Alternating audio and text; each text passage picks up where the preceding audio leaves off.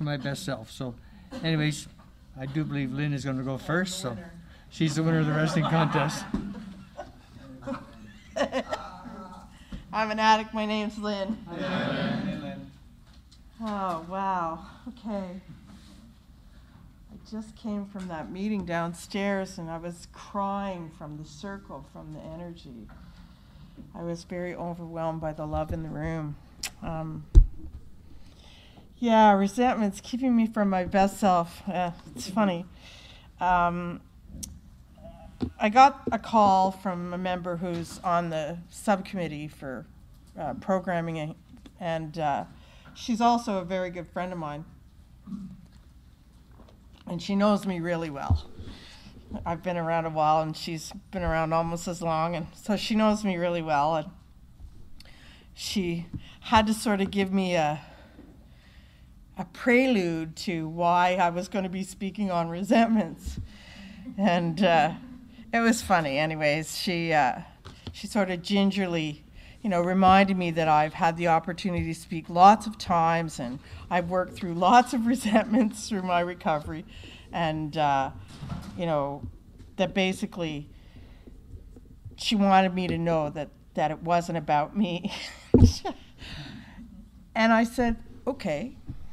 And she said, so you're good? And I said, I'm going through some stuff in my life. I know why I'm talking about resentments. It says step 8 and 9, and I'm definitely not there.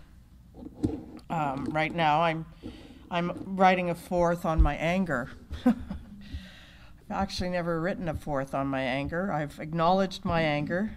I've walked my anger. I've stuffed my anger. I've fed my anger. I've starved my anger in recovery, but I've never actually written about it. So it's gotten me in trouble a few times, and now it's affecting my career. So I definitely, I'm supposed to be on that step. But I do have a lot of experience with steps 8 and 9. When I came into this program, I didn't come here because I wanted to be here. I came here because the person I lived with had a drug problem, and he needed to go to meetings, and I need to make sure that he went. That's how I found NA. And he didn't stay back then, but I did. And I got the message that I needed, and I've been here ever since. I'm very grateful for that. But, I was a very perfect girl. Had the perfect hair. It was very nice and long and straight, and the perfect little tiny body. I was nice and tiny and thin, and I was always smiling and always buttoned up, and because God forbid people should know just how resentful I was. And it took me a few years to even start to talk about how much resentment I had, and I actually had a professional say to me that it's in here, and I've got all this other stuff wrapped around it, keeping it in the middle. And he said it was going to take me a lot of work to get to the center. And by the time I was around 5 years clean, something happened in my recovery that was rather monumental, and I got to the center pretty quick.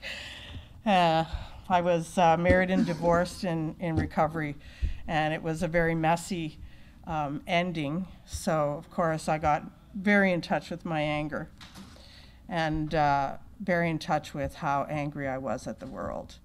I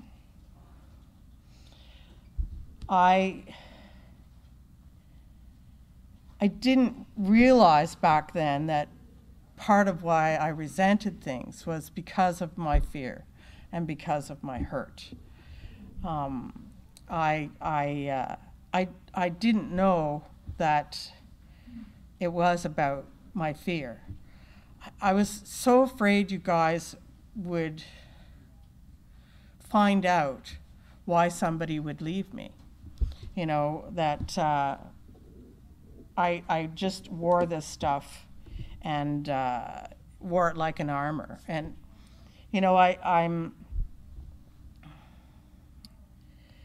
I've done a lot of work, but I recently well, I'm going to talk about what's going on present day, because, you know, I'm here because I used. I'm an addict. I definitely qualified. I remember the first meeting I went to, the guy I first used any kind of major drug with was inside the room, and I poked my head in and said, "Is this the whatever meeting?" And he said, "Yeah, come on in." You know, and he had this big smile. I hadn't seen him for years, and it was because he was getting clean. But anyways, I came as a guest, and I stayed, and I didn't think I had a problem initially. I thought I was different. I had a university education. I had a job. I had stuff, you know, so when I listened to people share about their losses and the things they were losing, like their partners and their families, I had all that stuff, so I couldn't relate to that. But when I listened to the women share about feeling empty inside, or the self-loathing, or the pain, that's the stuff that helped me stay. Listening to their heart. And I you know, when I was out there using, I was not a nasty person, but I could get pretty nasty. And one of the things that I've tried to recover from since I've gotten clean is when I got hurt, I would go for people's emotional jugular. I'm not a big girl. I never was a big girl. I never could fight my way out of a paper bag, you know. So I found my way to hurt people without actually having to get physical. And but when I did that in recovery, I felt like a piece of crap. I felt like I just used. It didn't feel right anymore, and I thought, this is something I really need to change. And oddly enough, you know, as much as I wanted to change that, I didn't really realize how ingrained it was, how I call it like a default setting. You know, I grew up in a really dysfunctional, abusive family, and I learned a lot of defensive ways of taking care of myself in that place. And so I'm just starting to really see some of how that stuff is damaging my life on a whole new level.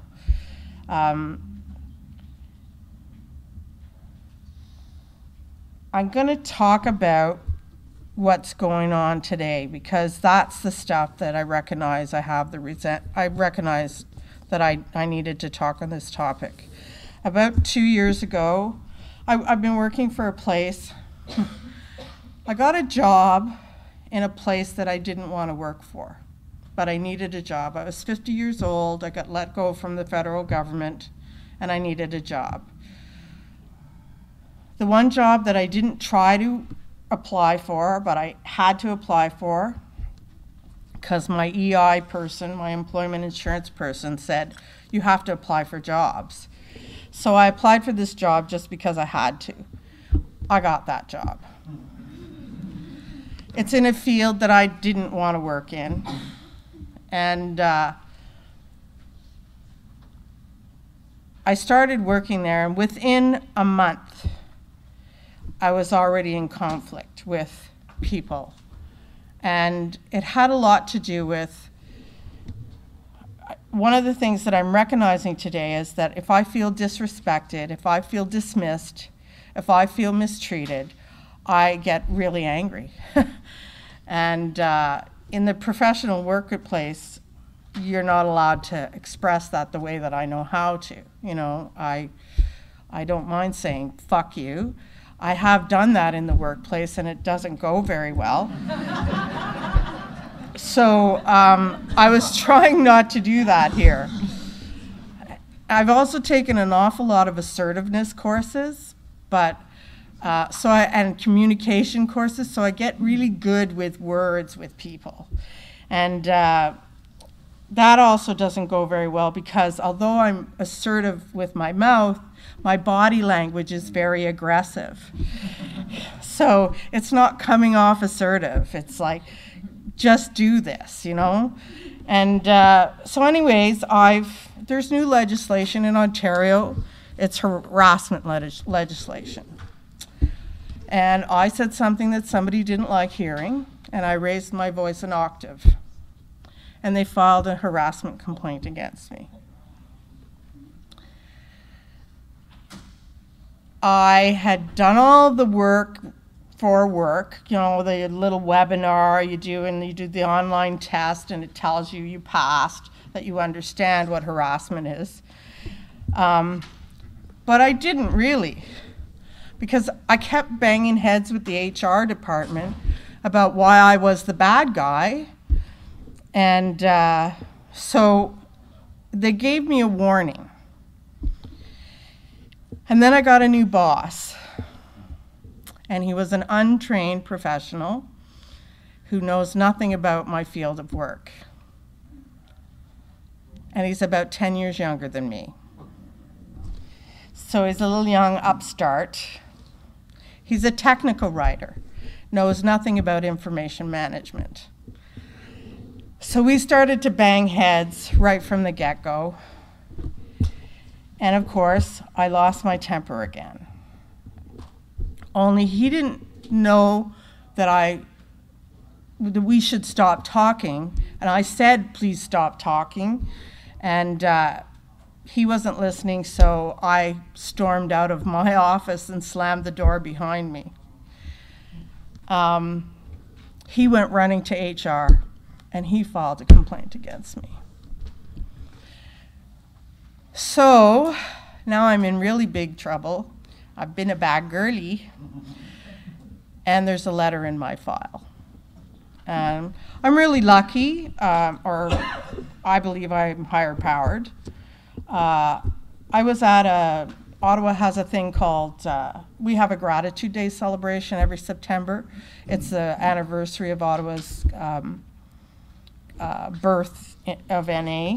And a friend of mine that I've known since the beginning, he's a professional mediator for government collective agreements and unions. And I sat down with him and talked to him about my situation.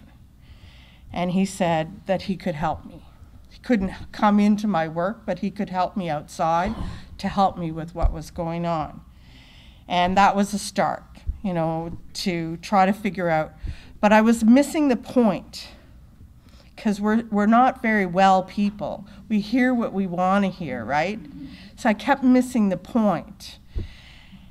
My little HR lady would say, but it wasn't about your intent. It was about how the other person felt. And I kept thinking, well, geez, like, I'm not in control of their feelings. You know, that's what I know. That's what I've learned. It doesn't mean that's how the rest of the world moves. And so I managed to get a whole year without doing anything wrong. And one day I picked one word. Instead of saying, I have really severe asthma to perfume and scent and stuff, and we're supposed to have a scent-free environment where I work. It's the one policy they don't seem to have a zero tolerance for. But did you hear the resentment in that?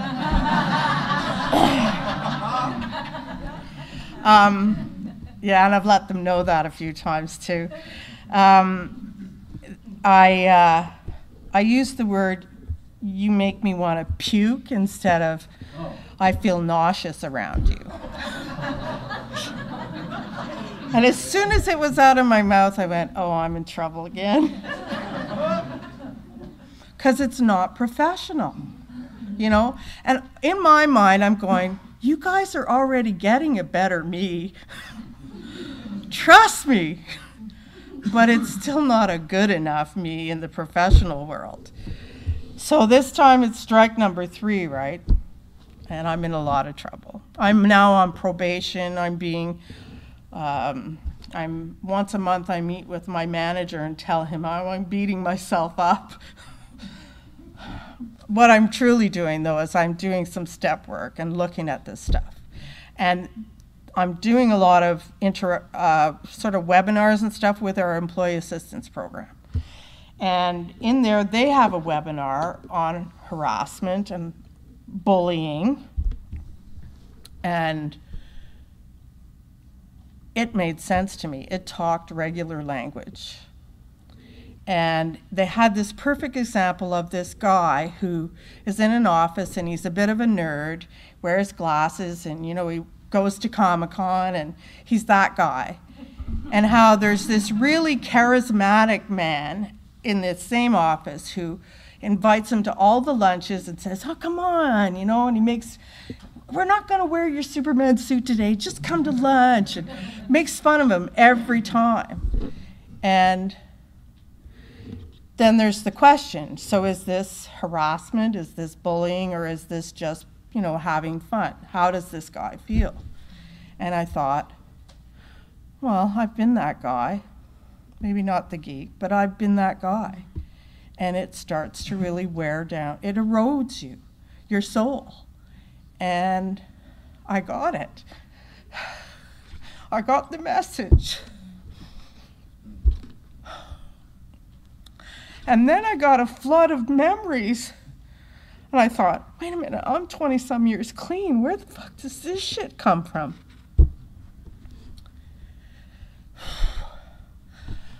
Of all the times that I'd been sexually harassed at my work, I'd been assaulted physically at my work. And it was like, where was this policy then? And oh, I was so angry that I didn't have that to protect me. And that's when I realized I have developed all this. Well, as a good friend of mine once said, Lynn, you don't build walls, you build buildings.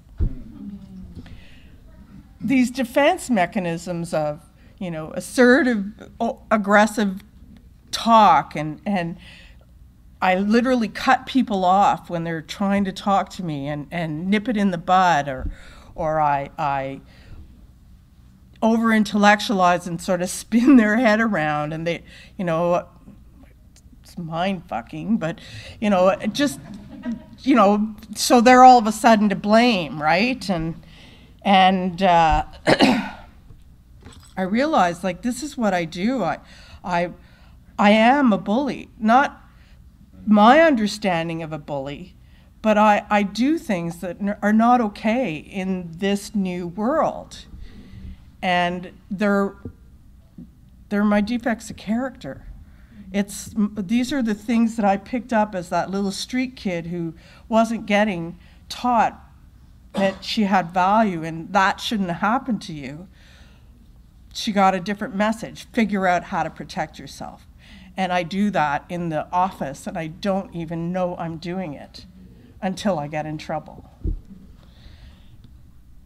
Anyways, so that's been very humbling to accept that I'm a bully. It wasn't my idea of what a bully looked like, but I can be a bully. And you know, I've done an enormous amount of work on my own abuse from my own past, and that really didn't sit well with me. It was, yeah, it was really eating crow. Anyhow, I'm notorious for being very hard on myself. But I started to realize I've spent years building bridges with people. Now, you know, like people in recovery and people in service meetings and people in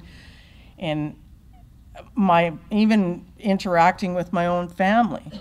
It's like, okay, this is another place where I have to start building bridges. Now, oddly enough, and this is where I can talk about resentments, when I reached out to my support system in Narcotics Anonymous,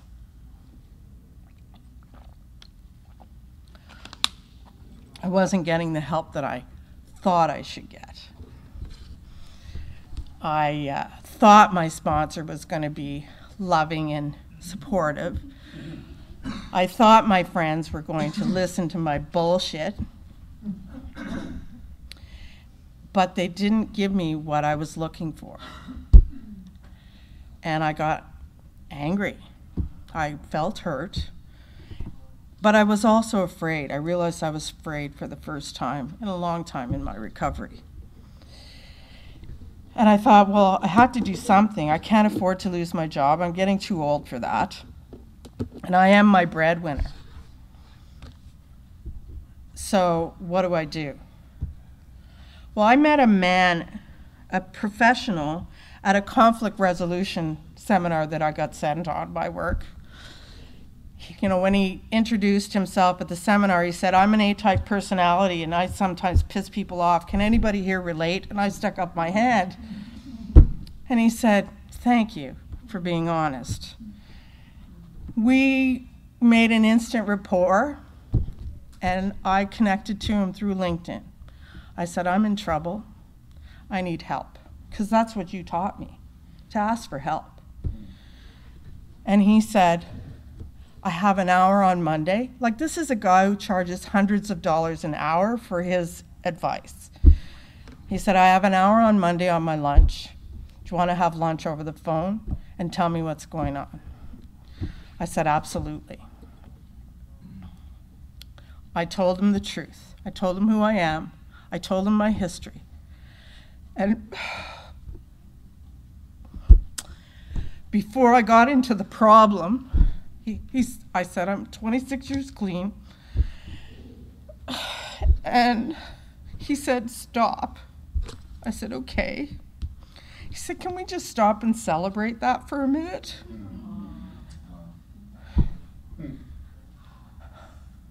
He's a total stranger.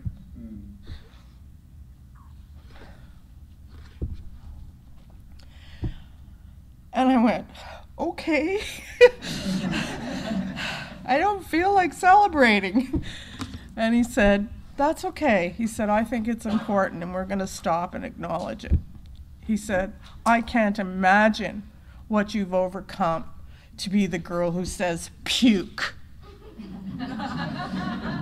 He said, I'll bet you wanted to say, you fucking bother me, you and your damn perfume. And I said, well, yes, actually, that's what I do want to say. And I was floored. He said, you didn't do anything wrong. It's not really that big of a deal. He said, they're piling stuff on you here. He said, and I'm going to help you so you can figure out what you do own, because you need to stop owning everything here. And I didn't know a lot of real HR rules and regulations. Like, it isn't until you're really in trouble with those people that you actually have to find this stuff out. And so he helped me. He guided me. And he said, do you know anyone else who works in HR? I said, well, as a matter of fact, I have like 3 or 4 friends from childhood who are still in my world or have come back through the recovery process. We've reconnected and made amends, and I've made amends, and they're back in my life. And he said, contact them. They'll be able to help you too. So I got a ball team of people who are all professionals in conflict resolution. I'm higher powered. I have a God, because not all of us are professionals. We don't all know all these things. So my higher power hooked me up with the people who could help me. He said, so I got a bad performance review, a negative, unsatisfactory for the first time in my life ever. And he said, so you can either A, quit your job. How's your savings account? I started laughing. I said, it doesn't exist. And he said, okay. He said, so we have to go over here and keep our job, right? And I said, well, until we find another one? And he said, yes. And he said, so what you need to do is say, thank you for the opportunity for me to learn how to better myself. And accept the negative review. And I went, okay, you want me to say that with a smile on my face? And he said, no, be yourself. He said, but thank them and tell them that you're excited for the opportunity. And I thought, okay, that's crazy talk. He explained to me that it is an opportunity. I just have to change how I'm looking at it. And what I did from that was get in touch with the EAP people. I met with a counselor. I got a whole bunch of stuff that I'm doing, all these workshops and writing things. And so by the time I went back to work in January after Christmas, when my boss and the HR people were sitting down to confront me to tell me what they wanted me to do, I said, well, while we were off on holidays, I kind of set up an action plan with the EAP people. This is what they suggested. What do you guys think? They like the plan. They don't have to do all the work.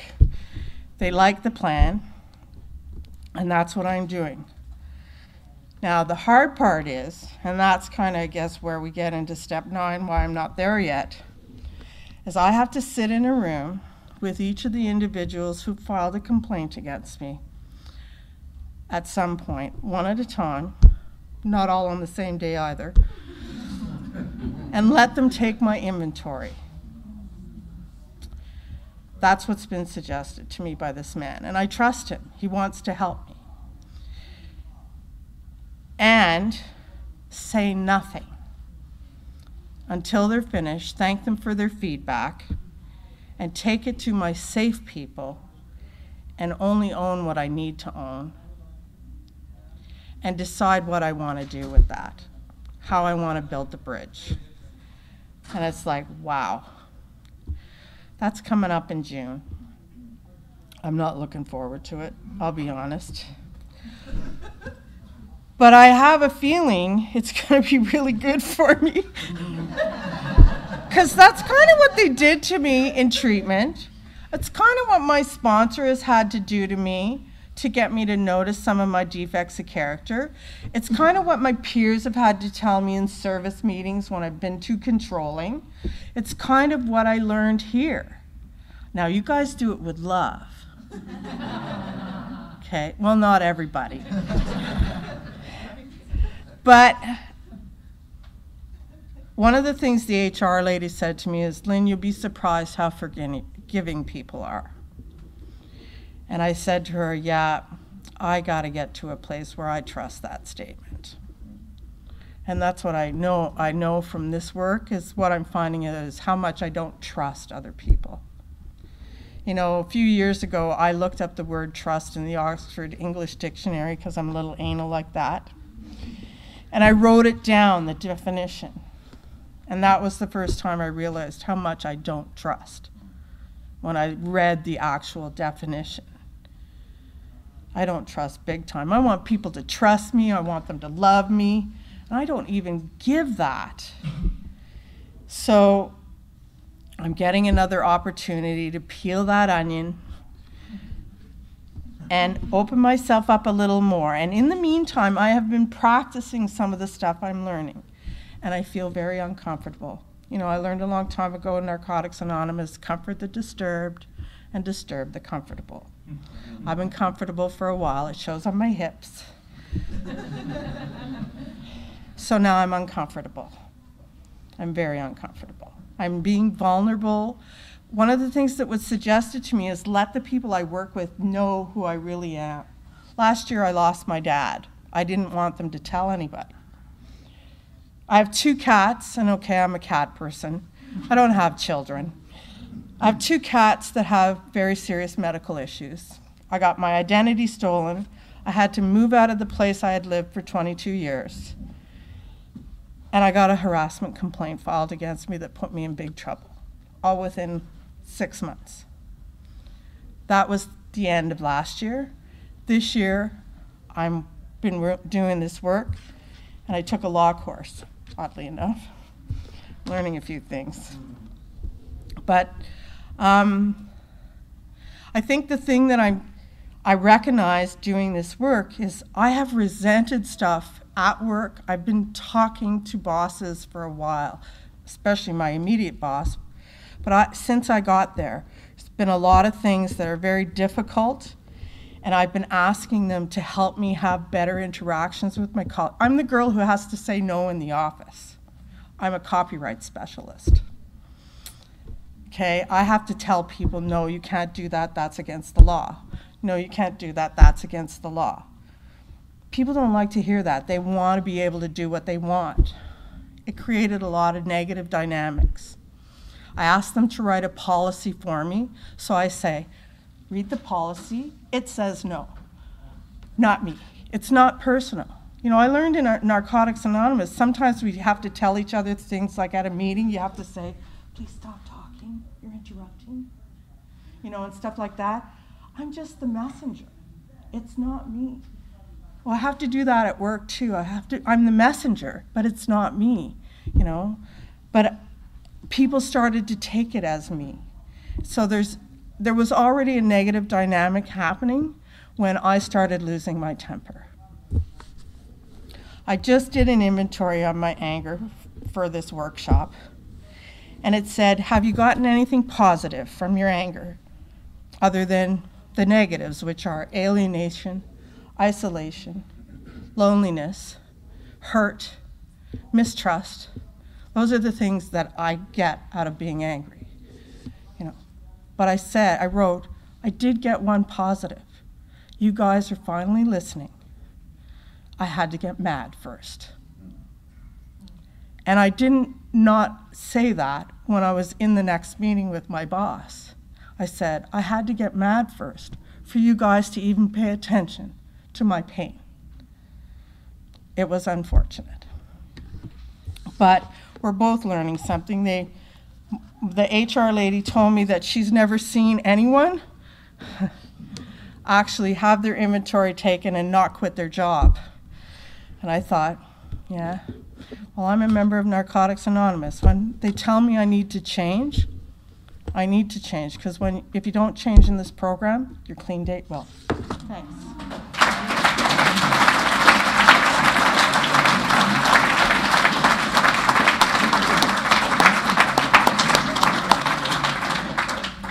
We will do the formal thanks afterwards. Our next speaker is Andre, so let's go.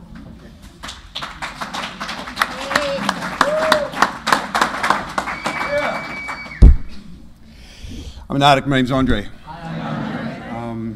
Wow, huge sliver. That's a great way to start. Fuck you. Anyway. Yeah.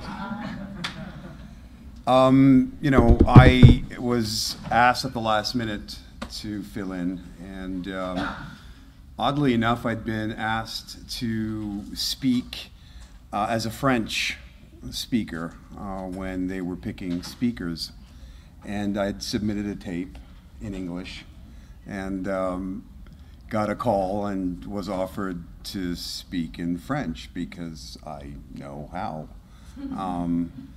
But my position was simple. It's like I've recovered in English. My language of NA is English. My fear was I was going to stand up here and search the NA terminology because I'm also totally type A, and I got to do it right, you know, and would, you know, probably make a fool of myself. So I said, after talking to a sponsor 3 times, you know, I don't know how many people I checked in with just to make sure that what I was feeling was okay, that I wasn't going to do it. And I'd like to say that I bowed out graciously. Yeah, okay, let's say that. And, you know, and then got this call. So I said yes. I didn't care what the topic was. Then I found out that the topic was resentments. And so I looked it up. Because I do my homework, right? And it's very simple. It means to re-feel something. And since I'm French, and apparently we came up with the word, I should be an authority at it. I still feel shit vividly that I experienced when I was 3. And I still have not let it go. All right. I just heard a really good sigh, and I really felt that. It's difficult to talk about this, I think, without getting into victim mode, and I don't want to do that.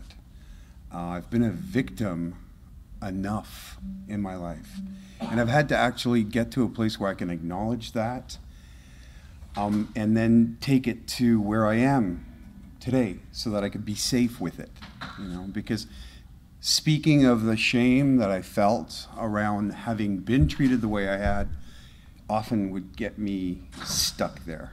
And if I speak from a place of shame, I can re-injure myself so quickly. And that's not an option for me anymore today. I keep saying that there are not enough, okay, so today I say there's not enough Haagen-Dazs ice cream out there to make me feel better about myself after I've taken myself down that road. But the reality is my journey has been an interesting one and keeps getting interesting. I'm not going to give you a chronological explanation of what's happened, but I'll give you a little bit of backstory. I'm the youngest of four, and here's a pattern, right, of a very highly dysfunctional, violent family. I fell through the cracks. By the time I came around, there was complete apathy at rearing kids. There was a clear sign of effort, but the yelling was so much that nobody can hear a kid, and the violence and the aggressions was to such a point that I actually had to scream till I turned blue for people to notice me. And I remember feeling something had snapped. I think I was about 6 or 7. And from that point on, I started throwing things. Everywhere I went, I'd slam doors, I'd throw shit, I'd punch walls. And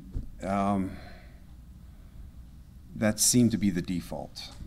And it made no difference because the yelling was louder, the violence was louder, and everything around me drowned it. So I thought I'd show everybody and I'd hurt me, right? I'm sure you guys understand that one. And I just took it and ran with it. So I was given license to do anything I wanted because I was invisible. I'm not going to try to explain psychologically what that really means, but what it looked like on the outside was a complete lack of discipline, a complete lack of self-respect, no identity, and a desperation to try to cling to something. So that's how I started as a kid. Lost, confused, invisible,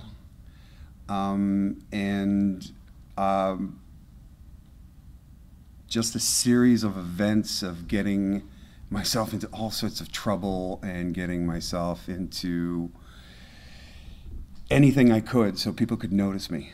And it didn't work. I was a bright kid, and I came from a very intelligent family, a very highly functioning family. But, there was something just a little off about me. Cute and quirky, but off. And it took a while, and it actually took me to get into recovery and to get clean and stay clean to start looking at really what the hell that was. I got hit by a car when I was 3. I had like 48 stitches around my ear.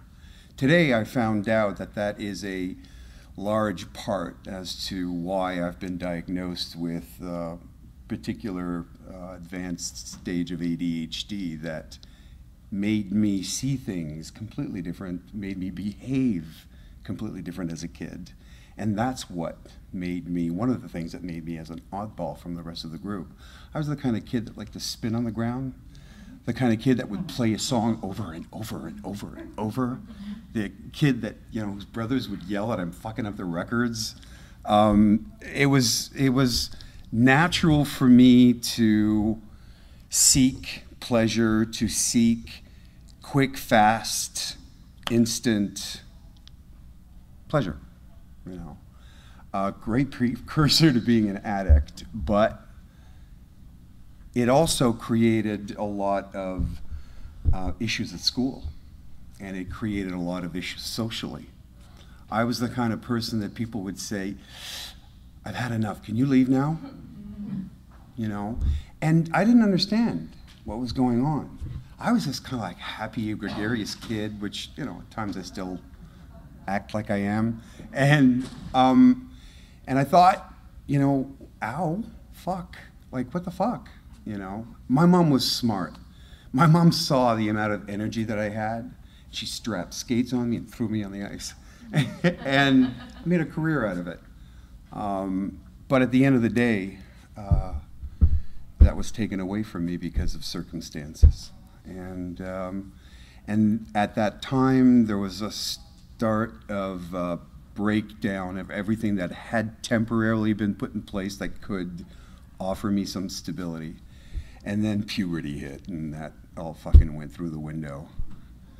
So, you know, the mess of a violent home, this pre-existing ADHD condition, no one to listen to me, all sorts of questions about sexuality, about identity, about life that weren't being answered, a father that neglected me, a mother that was too busy trying to fight him off. Fuck, you know, the fact that I am here now after having taken myself through the journey that I have with drugs is a fucking miracle, you know. And so I came by these resentments very naturally. And, you know, and sometimes it's really difficult to look back, but you know, I'm here now, and a lot has happened between then. I first got clean, I was 19. It was so clear to me that from the age of, 12, when I started using, that I didn't care. I had no goals, no aspirations. I just wanted the shit to stop.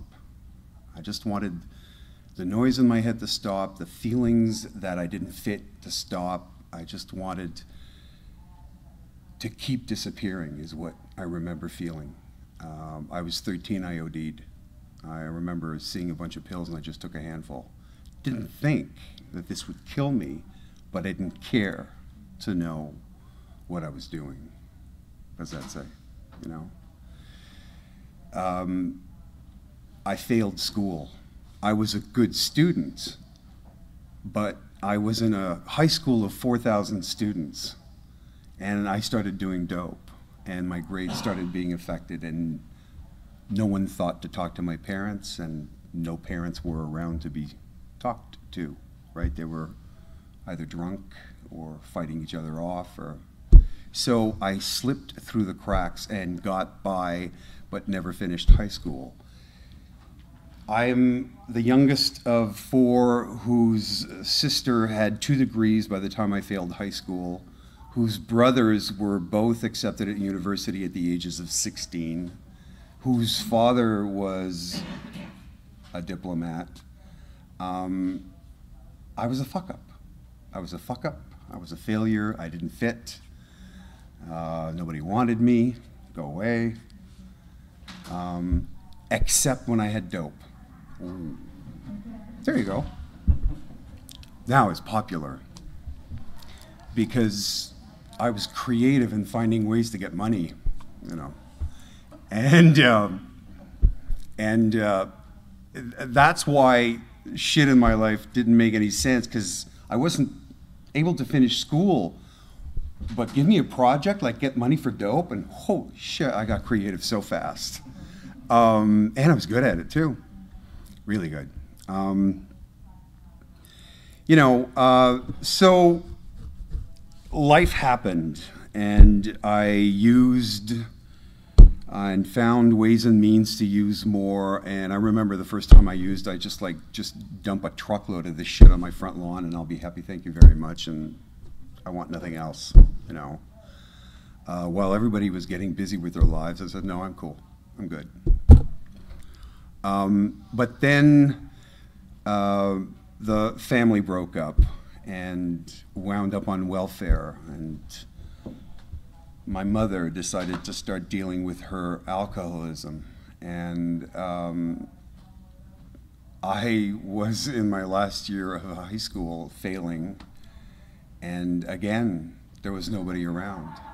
So, you know, I guess what I'm trying to paint here, and I'll try to do it shortly, is that I had real fucking reasons to be angry, real fucking reasons to feel left out, to feel like, what the fuck is wrong with me? At the age of 12, I had questions around sexuality. So all I had was a phone. Okay, and it was back in the days where the phones were. So I just got inappropriately fondled by the adult 2 streets down, and I'm coming home and I need to talk about it. So what do? I pick up the phone and I start randomly dialing numbers because I need to talk. Okay, well, that's a smart kid, right?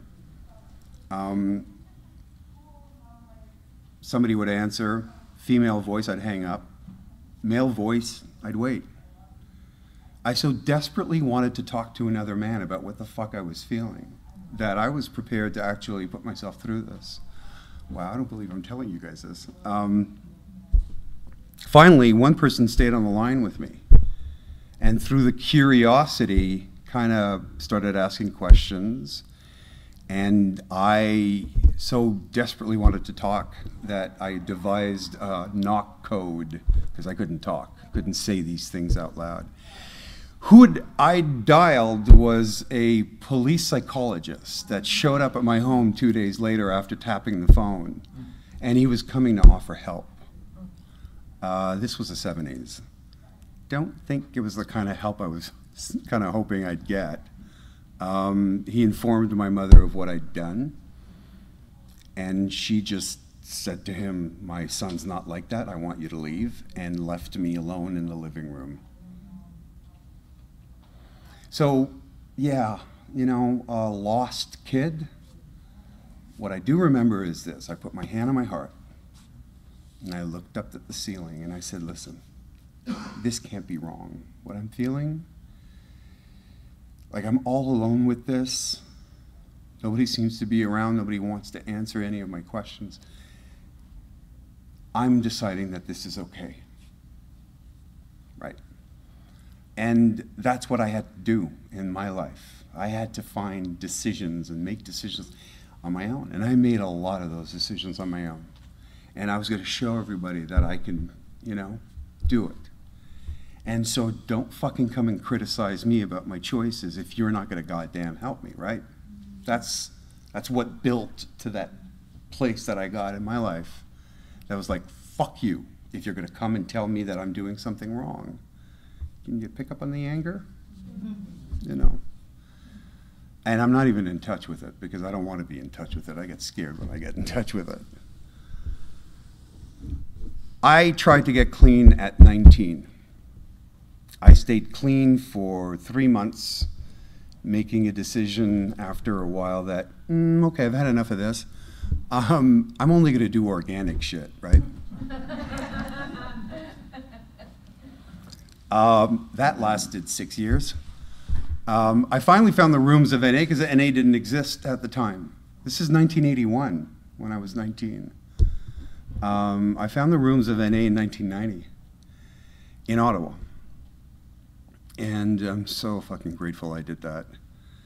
I came as a scared, immature, angry, but so passive-aggressive because I'd have a smile on my face. I wanted you guys to like me so much because I finally now socially inept, never walked into a room thinking anyone was gonna like, I would cross the street instead of actually walk by you when I saw people coming down the sidewalk, how scared of people I was.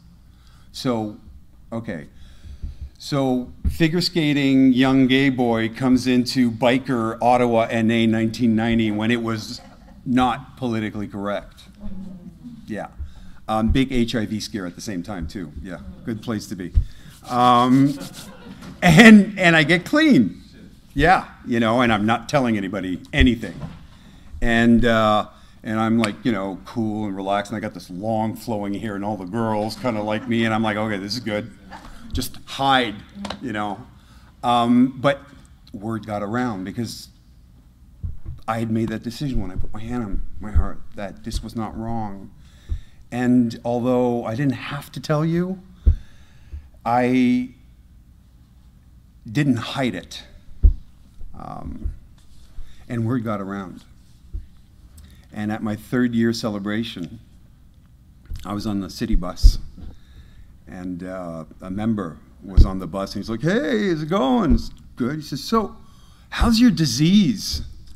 And I'm like, what the fuck? What? I said, disease. Good, thinking, you know, I admitted that I was an addict, and I figured, what the hell? I said, how's yours? Well, I don't have it. Okay, what the fuck are we talking about? You're HIV. And I'm like, what? And I'm like in the city bus full of people, and somebody's asking me how I'm dealing with my HIV status. And I'm like, okay, what do you do? What do you do? What do you do? I'm like, okay, one, I really wouldn't have a problem talking to you about this if I had it, but I don't. And 2, where the fuck did you hear that? People have been saying that I had HIV. That was the best that some people could do in this fellowship with the difficulties that they had, that there were some gay people in the fellowship.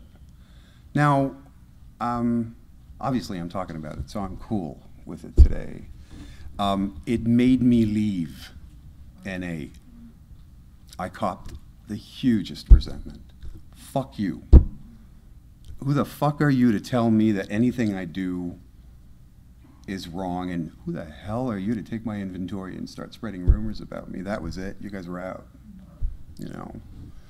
Relapse. And that's the history of my resentments. Which one am I going to use this time to go back out?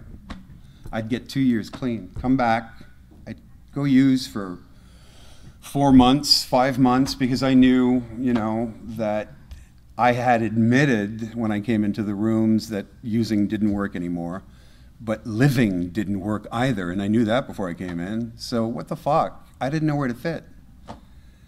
And despite the fact that I had started to open myself and trust, keep coming back, I'd never trusted anybody with anything.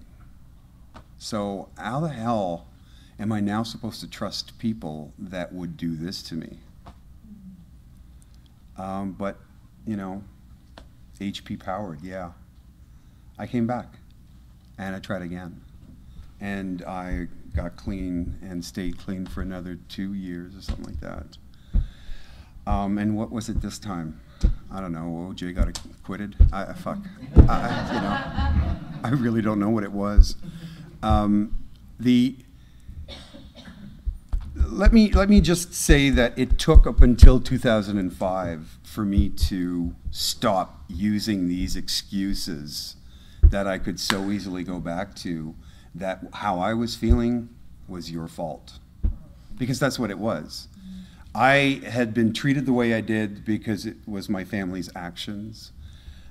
Society didn't understand me, obviously, because, you know, they didn't like it when I stole, and they didn't like it when, you know, but had they really known who I was, they'd let me do what I do, but I had a problem with that. School didn't like me. Some of my friends would tell me to leave. It was just fucking mess, and I didn't know where to go. The only place that had a hint of keep coming back was this place. At the end of the day, suicidal thoughts, some behavior that was close to it, was just getting too much. And I had to at least re-entertain the hope that there was something here. And I kept coming back. And thank God I kept coming back, and thank God for the women in this fellowship that were able to teach me that I was beautiful the way I was, and I didn't need to change anything, and I didn't need to please anybody. Is the ceiling about to fall? There's a squirrel? Yeah, that's not something you want to say to somebody with ADHD, squirrel. Fuck.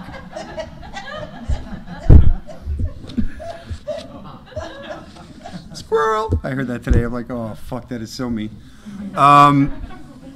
You know, thank God for the women in this fellowship, because these women that had kind of enamored me into the rooms at first knew I was gay, and they loved me so much that through trusting them, I started learning to trust. And then I started entertaining the thought that you were not all assholes, dudes. Sorry. You know, you were not all the big biker, scary, fucking homophobic dudes that I'd painted you all to be. Herein lies the real problem with my resentments, and where my fourth step, my eighth step comes in, is that, you know, re-feeling, who the fuck does that? Who intentionally reapplies, reinserts, reinstigates the feelings of fucking pain willingly? Who the fuck does that? You know, my hand's up, by the way, yeah.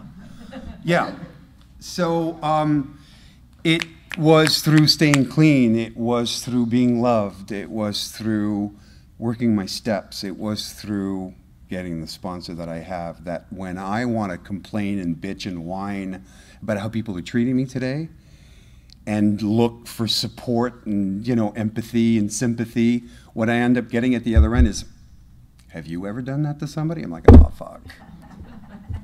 Fuck. Because inevitably, I've done it all. So, yeah. You know, if I have treated somebody the way I'm being treated, what do I need to do?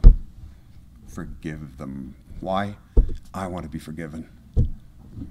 It's as simple as that for me today. Doesn't come in automatically. It takes sometimes a hell of a long time before I'll actually get there. But today, I eventually get there. You know, my mom passed away 4 years ago. I was evil incarnate to most of my siblings. They were willing to forgive my father, who punched her, slapped her, slashed her, choked her, threw her downstairs, made her bankrupt, ridiculed her, embarrassed her in front of her family. But they weren't willing to forgive me for having stolen money from her to use, despite the fact that she had forgiven me. They weren't. And at 8 years clean, at 5 years clean, I decided that I wanted to look at what life was going to look like for my future, because I'd never been as clean as that. And I'd entertained the thought that maybe my family would forgive me at some point. So I invited them to my 50-year celebration. That was weird. But, you know, beaming on the sidelines was my mom. My mom would never lose faith. My mom never gave up on me. Everybody else had written me off, but Mom never. I still have every little card, every little note that she's written to me to remind me that I'm worth it, to remind me that that she hasn't lost faith. And so I celebrated my 5th year, and I decided then that I was going to pursue a career that I had been enthusiastic about in my youth. But, you know, a small gay boy from a hockey town didn't make dresses, so that was gonna fucking happen, right? You know what? It's happening. I decided that this is what I was going to do, and I'm a high school dropout. How the hell am I gonna do this? So I went back to school, and I put myself through full-time high school, and I graduated.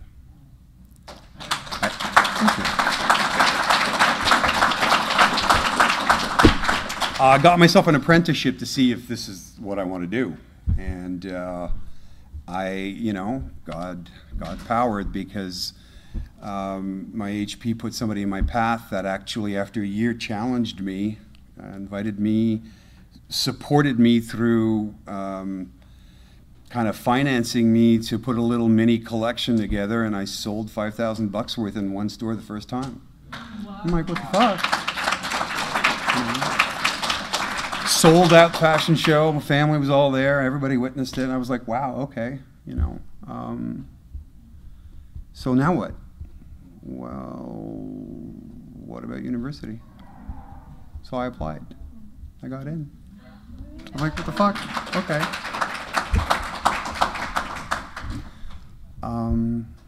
Then my mom passed away. That was hard.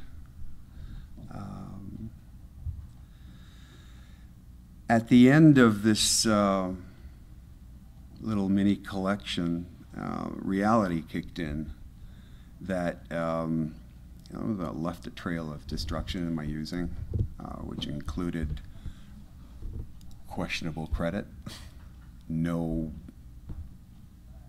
reputation enough to get a loan. I had no way to make this clothing that I had already sold, because I now had to produce it.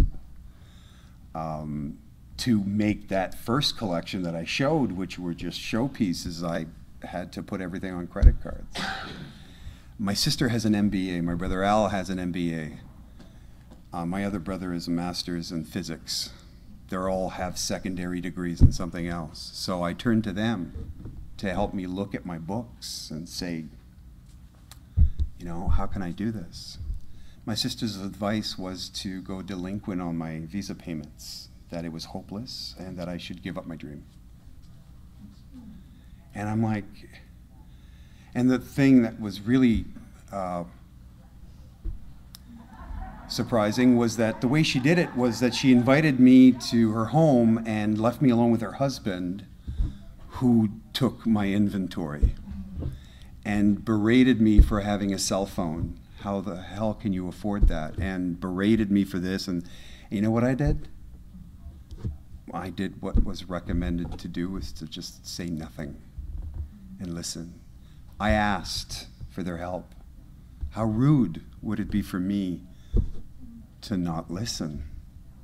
And I listened, and I heard it, and I went, you're never going to like me. You're never going to accept me. You're never going to see me differently. And at the end, I thanked them. On the ride back, because I'm a 53-year-old without a driver's license, never had one, never even took the fucking time to try to get a driver's license, which is on my bucket list. Oh, wow, bucket list? Yeah. It's kind of scary. On the ride back, my sister said, I was like so impressed on how you just sat there and listened. And without a hint of arrogance, which is a miracle for me, I said, you know what? I came and asked for your help. You gave me what you had to offer. Thank you. I'll go home and think about it. Relationship I had with my mom was as a preteen, that would have nursed her back from her wounds. I had this unreasonable sense that her happiness was my responsibility, because who else is going to save her mom from the big bad wolf, right? But the one who actually got physically in between them. There was a very unhealthy relationship that developed between my mother and I, big codependency. And she knew something was going on. And she asked. And I told her. that I can't produce this line of clothing. She asked me what it would take. And I said, you know, I said $3,000. And she said, well, let me look at it. And I'm like, oh, fuck. The history my mom and I had about money. You know, how many times did I go see her and tell her that the wounds that the pipe had done and made in my hands were not from being threatened and being tortured for the money that I owed, and it was a perfect ruse for her to give me money so that they could stop bullying me, which I just turned around and went and bought more shit with, right? And that went on for I don't know how many years. So there was a very unhealthy codependent relationship of I'm sick, here's money. But this was different. So I turned to my sponsor before I even asked her, and I said, I don't know that I want to do this. And he's like, this isn't the same shit. This is not the same stuff. You're clean. You're working towards a future. If your mother chooses to help you, it's because she wants to be part of that. So she took a month to think about it. And she shows up one day and she's got a $3,000 check for Visa that she's giving to me that we both cried. I deposited in my account and I went and produced my line of clothing. That following weekend, I got a call from my sister. They found a mass in her colon. That following Monday, we admitted her to the hospital. That following Tuesday, my sister's in charge of her finances. That following Thursday, I got an email from her after, which I figured out later on that she had seen, that my mother had written me a check. I'm no longer welcomed in her family. My brother called me a few names, told me that I should be ashamed of myself for preying on my mother at her weakest moment. See, there was a date and timeline issue that they didn't think to ask, but that they saw a check go through her account that following week, and it must have meant that I asked my mother for money when she was in her deathbed. She died 3 weeks later. My sister questioned her about the money. You know what she said? My mom was quite clear that my sister thought I was a criminal, which I did do criminal things. I just have had the fortunateness of not having gotten caught. So at the end of the day, yeah, the courts would see me as a criminal. That's fair, isn't it? But I'm a lot gentler on myself than that. I'm an addict. I know clearly that today the courts have leniency when it comes to people that do shit because they were addicts. So I've got this other area that I think of and put myself in. Doesn't mean I'm not accountable, but it does mean that I was not very responsible for my behavior at the time. There is no gray line like that in my family. It's black or white. My mom knew what my siblings thought about me, and so they thought the best thing to do was to question her when she was like in her deathbed on morphine, and jokingly, because she's hallucinating, she said to my sister, oh, don't worry about it. I invested in his company, which is like bullshit. I didn't have a company. This is what my sister thought I told my mom. So through a series of miscommunications, I'd been ostracized from any family gatherings from that point on. So you want to talk about coping a resentment, right? The way I'm able to look at it, all that shit today, because I have had to find a way to stop crying every fucking night that my mom was dying and I was alone while my siblings were together. That I didn't understand what the fuck I could have done. That was so bad. That I did not deserve to be welcomed in the family that I was raised in. No matter how fucking dysfunctional it was, that's the family I came from. And it was just about to lose its primary member. And I couldn't grieve. I literally had to put them aside because I had to focus on my mom. And I did.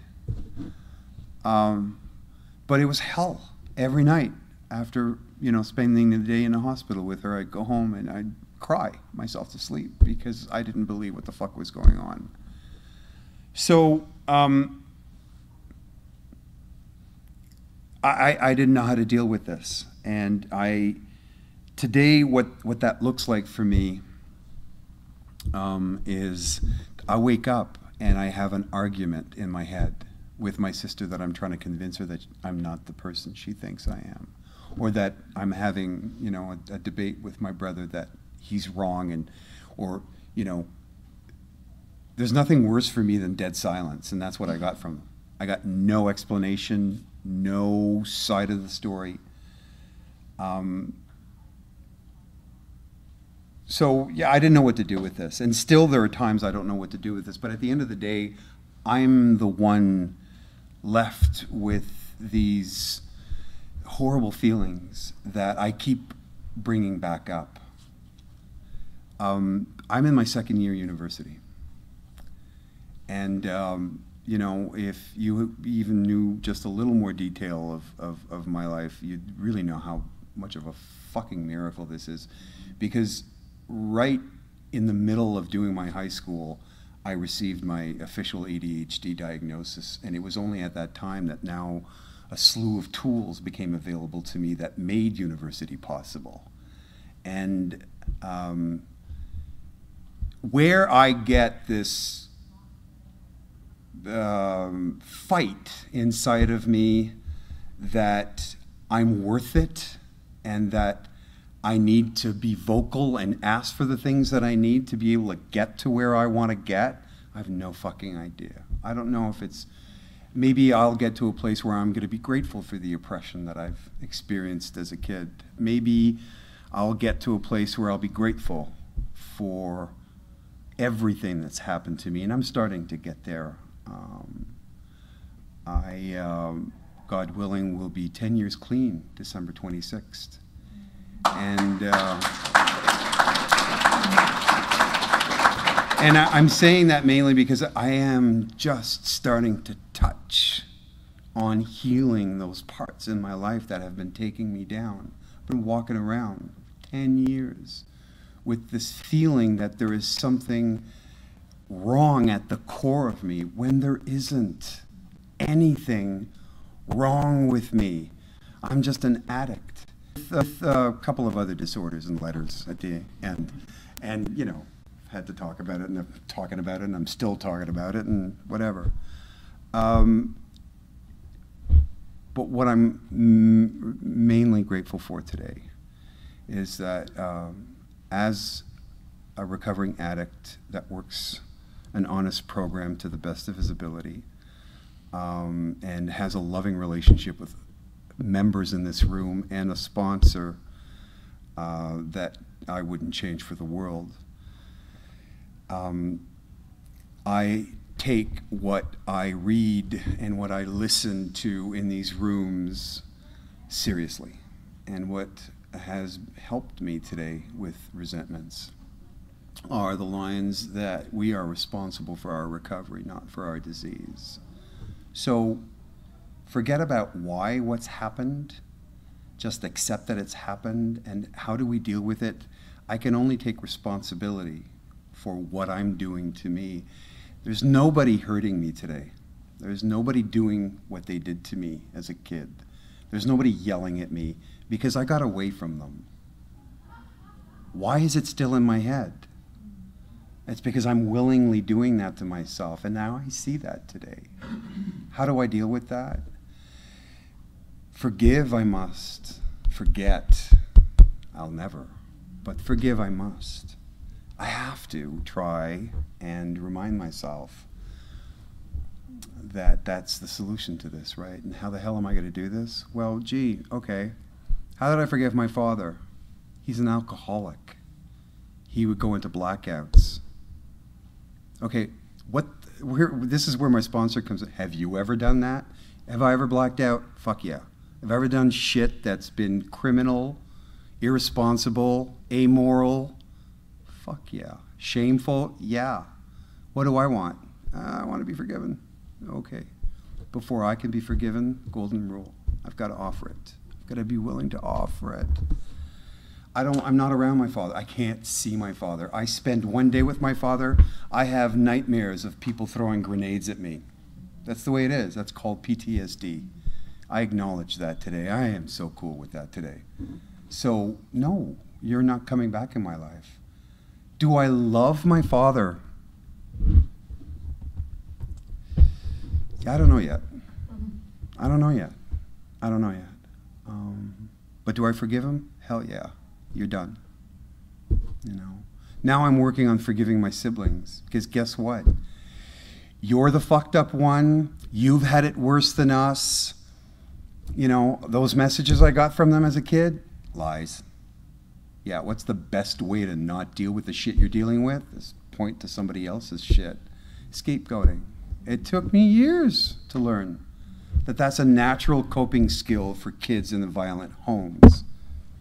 Is get great grades and point to the one that's fucking up. Hello?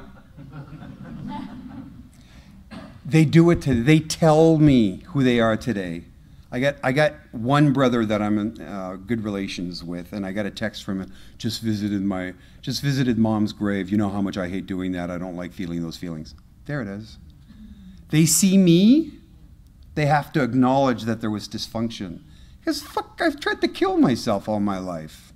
I wasn't able to get school. I wasn't able to get, what is it, the 3.2 house, the 2.4 kids, the 1.2 cars, whatever. And they have it all. And to me, I loved what I heard our main speaker talk about, that reading in step 12, I think, 11, about accumulations, about how we don't need to have a relationship. We don't need to have outside stuff define us. We don't need those things to make us happy. If I close my eyes and I've had a good day, I'm happy, you know.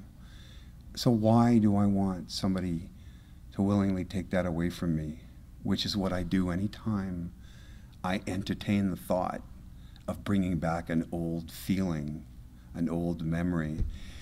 PTSD dictates that it'll come back when it wants, but my job is to be able to slow myself the fuck down enough so that I could catch it. Love myself enough to be able to stop it and say, you know what? And I know my sponsor is a gift from God, because the man has patience with me. I've been on step 8 for a year and a half, and it's not going anywhere because I'm stuck on that list of resentments. So why am I being asked to speak here on this?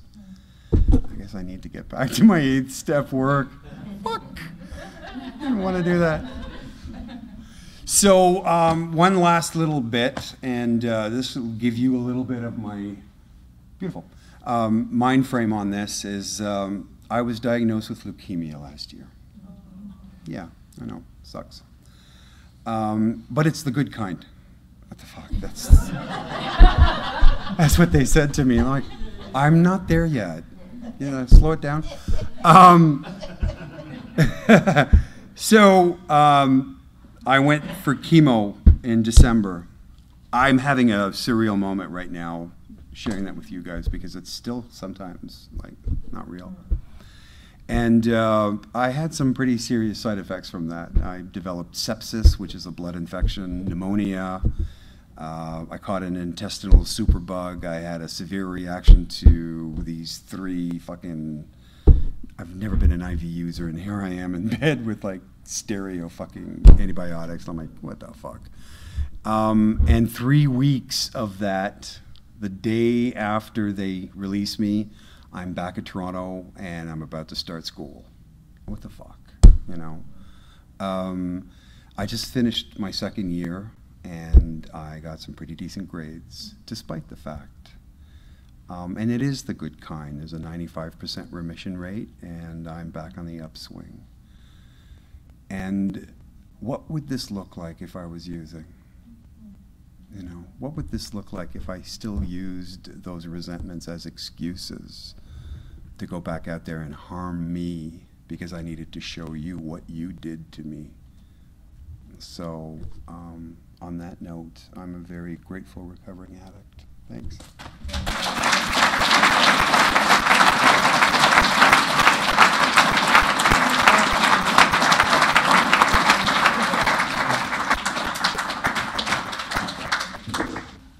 I didn't have enough thank yous to go through most of you guys. Okay.